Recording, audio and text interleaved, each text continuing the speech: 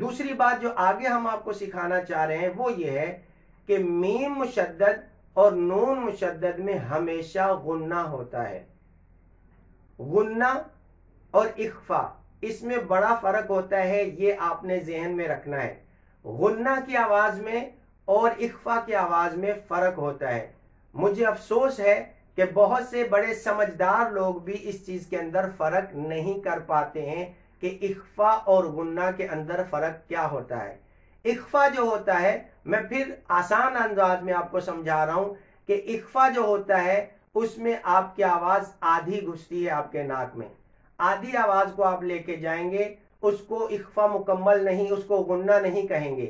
آتا جیسے ہم پڑھتے ہیں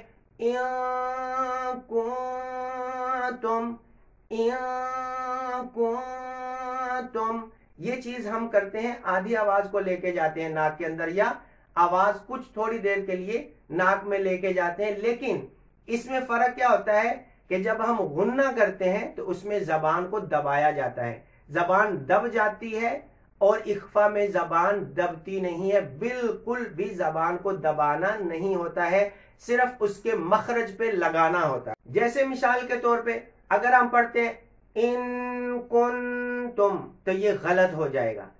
ان کنتم میں اخفا غلط ہو جائے گا. ان کنتم صادقین یہ ہوگا ان کنتم، ٹھیک ہے. جیسے یا پھر من کتاب یہ ہوگا. لیکن اگر آپ اس کو پڑھیں گے من کتاب تو یہ غلط ہے، یہ ٹھیک نہیں ہے. یہ تشدید آپ نے ڈال دی ہے ساکن کی جگہ پہ. نون ساکن کو آپ نے نون مشدد بنا دیا ہے. تو میم مشدد اور نون مشدد میں ہمیشہ غنہ ہوتا ہے، اس میں آواز ناک کے اندر لے جائی جاتی ہے. جیسے ان، ان، ان، من. اسی طرح جیسے مثال کے طور پہ آپ پڑھتے ہیں منا، منی، انا، انی. تو یہ نون کی آواز جو ہے جو مشدد ہے اس کی آواز ناک میں جائے گی اور کمپلیٹ جائے گی، مکمل طور پر زبان کو بھی دبا کے نون مشدد ادا کیا جائے گا. اور مشدد حروف جماؤ کے ساتھ ادا کیے جاتے ہیں، یہ میں نے آپ کو پہلے ہی بتا دیا ہے.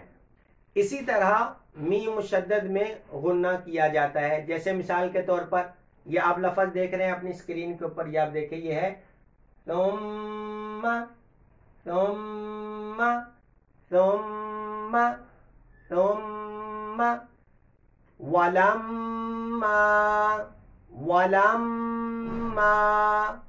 اس کے اندر غنہ کیا جاتا ہے. جیسے ام، ام، ام. میم مشدد میں غنہ کریں گے.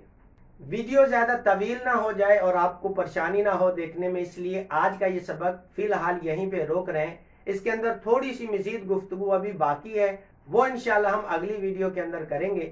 آپ اس ویڈیو کو جو ہے وہ شیئر کر دیجئے، اچھی لگے تو لائک کر دیجئے، اور اگر کوئی مشورہ دینا چاہیں تو کومنٹس باکس میں اپنا مشورہ ہمیں ضرور عطا فرمائیں. شیئر کرنے میں بالکل سستی نہ کیا کریں، سپورٹ کیا کریں اچھے کام کو، اس کی اچھے کام کی جو ہے وہ ایک دوسرے کی مدد کیا کریں، اور صدقہ جاریہ کی نیت سے اس کو شیئر کریں. اللہ تعالیٰ آپ کو آپ کے مقصد میں کامیابی عطا فرمائے. اگلی ویڈیو کا انتظار کیجیے. السلام علیکم ورحمۃ اللہ وبرکاتہ.